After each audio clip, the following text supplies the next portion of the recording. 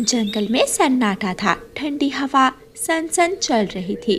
आसमान से हल्की हल्की सफेद बर्फ रुई की तरह गिर रही थी। ऐसे ठंडे मौसम में गोरी कवि के दरवाजे पर दस्तक होती है। कालू, इस समय कौन आया होगा? जाकर देख लो, मुझे तो बहुत ठंड लग रही है। कालू, तुम देखो। नहीं जाऊंगा, तुम जाओ। कौन है भाई? इस समय आ गया मुझे तंग करने। लेकिन बाहर से कोई जवाब नहीं आता। दस्तक फिर से होती है। मैं देखती हूँ, एक तो पक्षी रात के समय भी आराम नहीं करने देते, कहाँ कहाँ से आ जाते हैं। ऐसे बुड़बुड़ाती हुई गोरी कवि दरवाजा खोलती है तो सामने गोरी कवि की माँ खड़ी थी। कब से दरवाजा ढोल की तरह बजा रही हूँ, लेकिन तुम दरवाजा खोल ही नहीं रही हो। माँ, आप इतनी रात को? आए आए, अंदर आ जाएं। गोरी कवि अपनी माँ को घर में ले जाती है। गोरी की माँ अपना बैग एक तरफ रखती है। रास्ते में ऑटो खराब हो गया था, इसलिए बहुत देर हो गई। कालू, आंखें फाड़ फाड़ कर देख रहे हो? मेरी माँ जी आई हैं, माँ जी के लिए कुछ खाने पीने का बंदोबस्त करो। घर में क्या है? जाओ, माँ जी के लिए बाहर से कुछ ले आओ, घर में तो सूखा दाना भी नहीं है। कालू, क्या इस वक्त रोटी दाल मिल सकती है? माँ जी, इस जंगल में कबूतर चाचा का एक ही ढाबा है, देखता हूँ जाकर। जल्दी आना। कालू कौवा घर से निकलता है। ठंडी के मौसम में मिलने चले आओ, दिल ये उदास है, मिलने चले आओ, ला ला ला ला ला। कबूतर अपने ढाबे पर बैठा हुआ था। गरम चादर ओढ़े बैठा टीवी देख रहा था। कालू कौवा वहां आता है। अभी तक बैठे हुए हो? गए नहीं अभी? बस जाने ही वाला था। तुम इस वक्त क्या लेने आए हो? यार क्या बताऊं, मेरी सास का जब दिल करता है मुंह उठाकर आ जाती है, ना दिन देखती है ना रात। खाना लेने आया हूँ उसके लिए, लेकिन मेरे पास तो इस वक्त सारा खाना खत्म हो गया है। चाय मिलेगी, सिर्फ चाय। अब क्या करूं, गोरी तो मेरा सर फाड़ देगी। गोरी से जाकर कहना कि ढाबा बंद था, वो घर में ही खाना बना ले।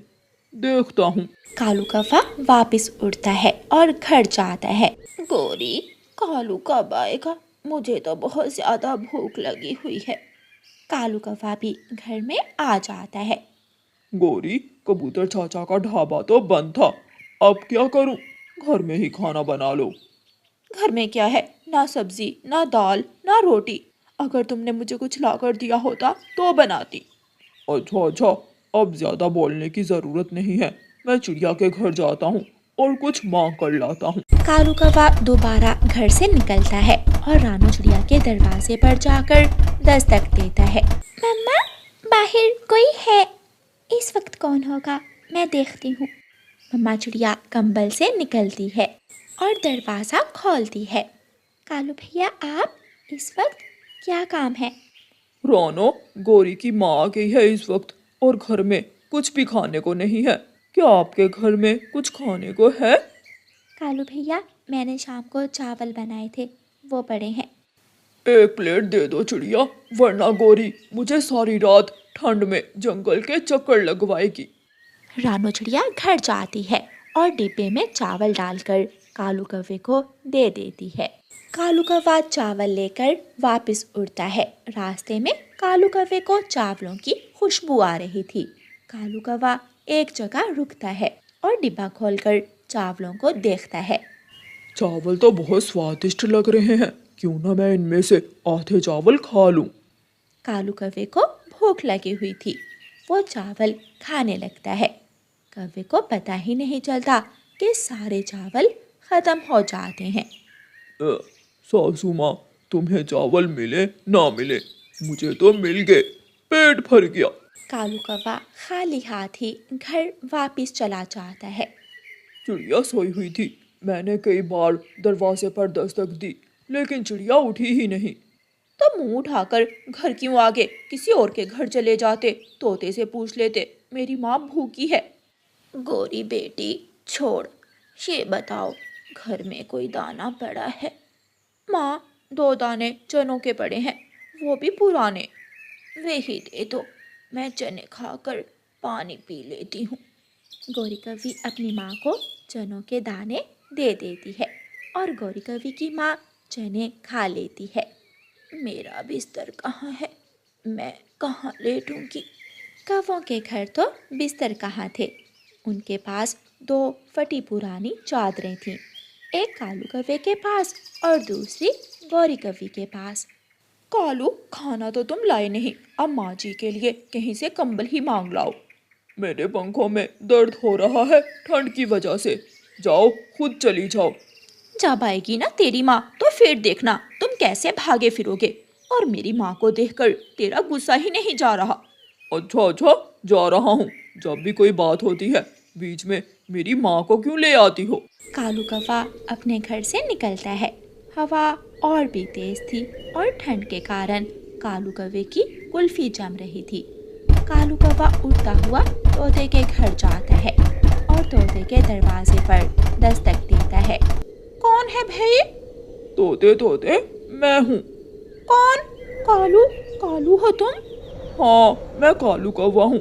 यार, मुझे एक ज़रूरी काम है, जरा दरवाज़ा तो खोलना। तोता उठता है और दरवाज़ा खोलता है। यार तोते, मेरी इज्जत का मसला है, मेरा एक काम तो कर दो आज। हाँ, जल्दी बताओ क्या काम है? आज की रात मुझे अपना कंबल दे दो। वो क्या है ना, गौरी की माँ आ गई इस वक्त और घर में गर्म कंबल नहीं है। क्या करूं? गौरी तो मुझसे ही लड़ाई किए जा रही है।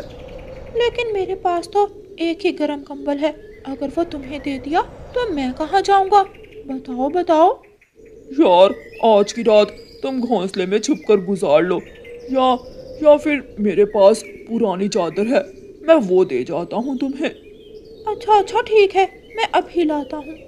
तोता घर में जाता है और अपना कंबल लाकर कौवे को दे देता है। कल सुबह वापस कर जाना, मेरे पास ये एक ही कंबल है।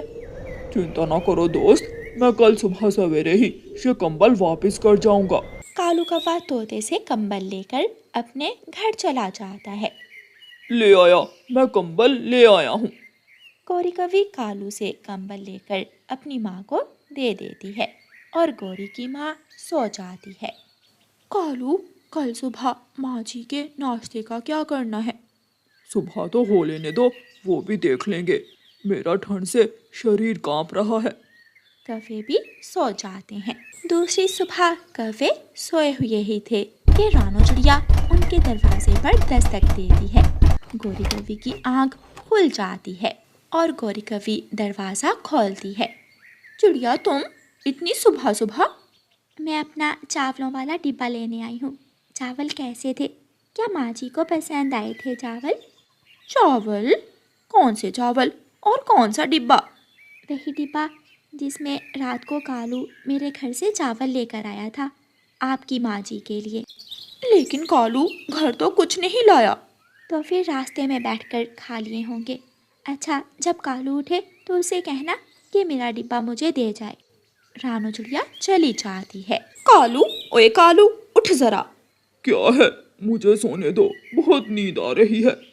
चिड़िया आई है बाहर, वो अपना चावलों वाला डिब्बा मांग रही है। ये सुनकर कालू कौवा झट से उठकर बैठ जाता है। कहाँ कहाँ है चिड़िया? मैं जाता हूँ, मैं देखता हूँ। वो चली गई है, अब तुझे मुझसे कौन बचाएगा? कालू कौवा भागता है, लेकिन गौरी कवि झाड़ू उठाकर कालू कौवे की पिटाई शुरू करती है। कालू कौवा घर से निकल जाता है। गौरी भी कालू कौवे के पीछे लग जाती है और कालू कौवे को ठंडे ठंडे मौसम में पूरे जंगल की सैर करवाती है।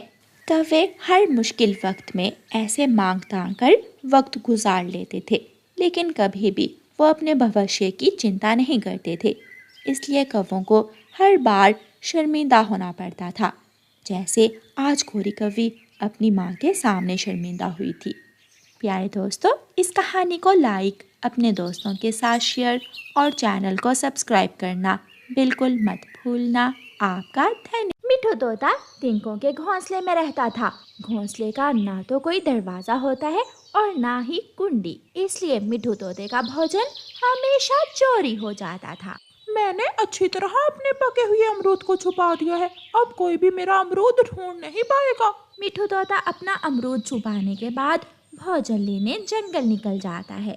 गौरी कव्वी की नाक बहुत तेज थी। वो अपने घर से निकलती है, थोड़ी दूर जाकर बैठती है और अपना सर ऊपर करके सूंघने लगती है। खुशबू उस दिशा से आ रही है, मैं जरूर खुशबू के पीछे पीछे जाकर वो अमरूद ढूंढ लूंगी। गौरी कव्वी फिर से उड़ती है और सीधी खुशबू के पीछे पीछे मिठू तोते के घोंसले तक पहुंच जाती है। तू जंगल में चाहे जहाँ भी छुपेगा, तुझे तेरी खुशबू से पहचान लूंगी। अगर बंद हो जाएंगी मेरी आंखें, तुझे तेरे पत्तों से पहचान लूंगी। मेरा प्यारा मीठा मीठा अमरूद, बड़ी चोंच वाले, तू जहाँ भी छुपा कर रख ले इसे, मैं ढूंढ ही लूंगी। गौरी कव्वी वो अमरूद चुराती है और वहाँ से भाग जाती है। घर जाकर गौरी कव्वी वो अमरूद घोंसले में रखती है। मैं कालू जी को भी बुला कर ले आती हूँ, दोनों पति पत्नी मिलकर खाएंगे ये अमरूद। गौरी कव्वी अपने घर से निकलती है। कालू कौवा नदी पर सो रहा था। लाल पीला सुनहरी अमरूद, ये किसका है? काश काश ये मेरा होता, काश ये अमरूद मेरा होता। कालू उठो, क्या दिन में सपने देख रहे हो? घर चलो, लाल पीला मीठा अमरूद तुम्हारा इंतजार कर रहा है। कालू कौवा ये सुनकर उछलने लगता है। मेरा सपना सच्चा हुआ, मैं खाऊंगा, मैं मीठा अमरूद जरूर खाऊंगा। कालू कौवा गौरी के साथ घर जाता है। मेरा अमरूद आज फिर चोरी हो गया। मरे वो चोर जो हर रोज मेरा अमरूद चोरी करता है। पेट में दर्द हो उसके जिसने भी मेरा अमरूद चोरी करके खाया है। तोता अपने घोंसले में बैठा हुआ ऐसे रो रहा था। भूखा तोता फिर से उड़ता है और जंगल में अपना भोजन ढूंढने जाता है। उड़ते उड़ते मिठू तोता किसान के खेत में पहुंच जाता है। वहाँ अमरूद के पेड़ पर 3 पके हुए अमरूद लगे हुए थे। मिठू तोता वहाँ बैठकर आधा अमरूद खा लेता है। उसका पेट भर जाता है और बाकी के 2 पूरे और 1 आधा अमरूद लेकर मिठू तोता वापस उड़ता है। घोंसले में जाकर मिठू वो अमरूद छुपा लेता है और घोंसले में लेटकर आसमान पर चमकते हुए सितारों को देखने लगता है। कालू जी, कल तुम चोरी करोगे। गौरी, तुम तो जानती हो तुम्हारी नाक बहुत तेज है, तुम भोजन की खुशबू सूंघ लेती हो, इसलिए तुम जल्दी भोजन चोरी कर लेती हो और मुझे ऐसा करने में बहुत मुश्किल होती है। दोनों पति पत्नी चोर कव्वे बातें करते करते सो जाते हैं। सुबह हो जाती है। गौरी कव्वी उठ जाती है। तोता अपना आधा बचा हुआ अमरूद खा लेता है और बाकी के अमरूद लेकर चिड़िया के घर की तरफ जाता है। तोता चिड़िया के घर के दरवाजे पर दस्तक देता है। तोते भैया, क्या हुआ? आज आप सुबह सुबह ही, सब ठीक तो है? चिड़िया बहन, मेरे ये अमरूद आप अपने घर में छुपा लें, कोई चोर हर रोज मेरे अमरूद चुरा लेता है। तोते भैया, मेरे दरवाजे की भी कुंडी खराब है, लेकिन मैं ये अमरूद अलमारी में छुपा देती हूँ। चिड़िया बहन, मेरे घोंसले से ये अमरूद आपके घर में ज्यादा सुरक्षित है।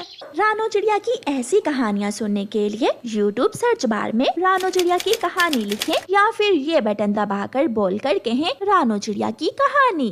मिठू तोता चला जाता है और थोड़ी देर बाद चिड़िया भी अपना भोजन लेने निकल जाती है। आज तो अमरूद की खुशबू दूसरी दिशा से आ रही है, लेकिन तोते का घोंसला तो सामने वाली दिशा में है। गौरी कव्वी उड़ती है और खुशबू की दिशा में जाती है। ये चिड़िया भी अमरूद खाने लगी है। छोटी चिड़िया, तू जितने भी अमरूद खा ले, तू कौन सा बड़ी होगी। घर का दरवाजा भी बंद है। गौरी कव्वी चिड़िया के घर के दरवाजे को हल्का सा धक्का देती है तो दरवाजा खुल जाता है और गौरी सीधी अंदर जाकर गिरती है। मर गई, कमबख्त, दरवाजा तो खुला ही था, पंख टूटने लगा था मेरा। फिर गौरी कव्वी सूंघती हुई अलमारी के पास जाती है और दोनों अमरूद निकालकर जल्दी से भाग जाती है। घर जाकर दोनों पति पत्नी पार्टी करते हैं और गीत गाते हुए झरने की तरफ निकल जाते हैं। तू मेरे साथ साथ, मैं तेरे साथ साथ, हम दोनों का है काम। कालू कौवा मेरा नाम, चोरी करना मेरा काम, चोरी करना मेरा काम, टन टना टन टन। काए काए। चिड़िया अपने घर वापस आ रही थी कि रास्ते में तोता बैठा चिड़िया का इंतजार कर रहा था। चिड़िया बहन, मैं आपका ही इंतजार कर रहा था। आज मुझे कहीं से भी भोजन नहीं मिला। आप मेरे रात वाले दोनों अमरूद मुझे दे दे। तोते भैया, आप मेरे साथ आ जाइए और अपने अमरूद ले ले। तोता चिड़िया के साथ जाता है। वो चिड़िया के घर पहुंच जाते हैं। तोते भैया, भोजन तो आज मुझे भी नहीं मिला। चिड़िया बहन, मेरा एक अमरूद आप खा लें, मैं कल और ले आऊंगा। चिड़िया अलमारी खोलती है तो अलमारी में एक भी अमरूद नहीं था। तोते भैया, अलमारी में तो दोनों अमरूद नहीं है। मैं लुट गया। कोई यहाँ से भी मेरे अमरूद चुरा कर ले गया। नहीं छोड़ूंगा, इस बार तो मैं उसे नहीं छोड़ूंगा। तोते भैया, धीरज रखो। अब हमें योजना बनाना होगी और सोचना होगा कि हम किस तरह उस चोर को पकड़ सकते हैं। फिर चिड़िया और तोता लोहार के पास जाते हैं। लोहार पक्षी लकड़ी काट रहा था। लोहार, ये लो गेहूं के दाने और हमें एक ऐसा फंदा बना कर दो जिसमें फंसा हुआ पक्षी कभी छूट ना सके। कोई हर रोज हमारा भोजन चोरी कर लेता है। ऐसा फंदा दो जो चोर को नानी याद करवा दे। चिड़िया और तोते, ये फंदा बहुत मजबूत है। जो पक्षी इसमें फंसेगा उसे नानी तो क्या, दादी और नानी एक साथ याद आ जाएंगी। चिड़िया और तोता वो फंदा लेकर चले जाते हैं। फंदा तोते के घोंसले में रखकर तोता अमरूद ढूंढने निकल जाता है। बहुत मुश्किल से तोते को एक छोटा सा अमरूद मिलता है। तोते भैया, हो गया, अब आप जल्दी से मेरे साथ आओ और हम वहाँ पेड़ के पीछे छुप कर देखेंगे कि वो कौन चोर है। तोता और चिड़िया पेड़ के पीछे छुप जाते हैं। कालू जी, मेरी नाक मुझे बता रही है कि अमरूद है, कहीं तो पका हुआ अमरूद है। गोरी, मैं यहाँ बैठता हूँ, तुम जल्दी से वो अमरूद ढूंढ कर ले आओ, पार्टी करेंगे। गोरी कौवी खुशबू की दिशा में उड़ती है। वो तोते के घोंसले तक पहुँच जाती है। मेरे बड़ी चोंच वाले गंदे तोते भाई, तू अमरूद को बादलों में भी छुपा दे, मैं ढूंढ लूंगी। गौरी अपनी चोंच अमरूद पर मारती है तो फंदा खुल जाता है और गौरी की पूंछ फंदे में फंस जाती है। बचाओ, मेरी पूंछ। जल्दी से उड़कर तोता और चिड़िया भी वहाँ पहुँच जाते हैं। फंस गई, काली कौवी फंस गई। आज मैं तुझसे सारे अगले पिछले हिसाब बराबर करूंगा। तोता अपनी तेज चोंच से गोरी को मारने लगता है। गोरी कौवी किसी न किसी तरह वहाँ से छूटकर भागती है, लेकिन उसकी पूंछ टूटकर फंदे में ही रह जाती है। मगर फिर भी गोरी पीछे मुड़कर नहीं देखती। चिड़िया और तोता हंस रहे थे।